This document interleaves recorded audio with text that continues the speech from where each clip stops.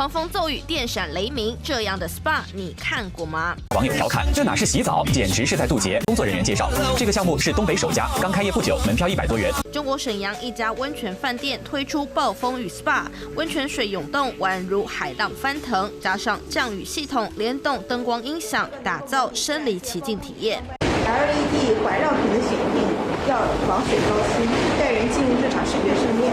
降雨装置，这套装置需要精准调控雨水的大小和速度，模拟自然之力。不过，这并非中国首创，原版在意大利米兰。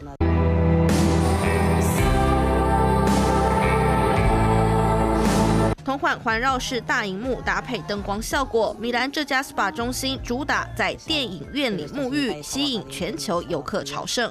Todo me pareció fantástico, sinceramente. Estuve ahí un buen rato, o sea, viendo peces nadar, estaba súper relajada. 看见前朝，中国业者几乎原封不动复制贴上。此外，还加入丛林区，提供旅客吸取纯氧。带小朋友来的这边有几百平的儿童水站、大型室内泳池、带豪华旋转木马的大型淘气堡，人还有带 PS5 的格子间，可躺可坐的地方特别的多。多种体验噱头十足，甚至美食吃到饱。春节期间成为流量密码，在社群掀起话题。看新闻联播报道。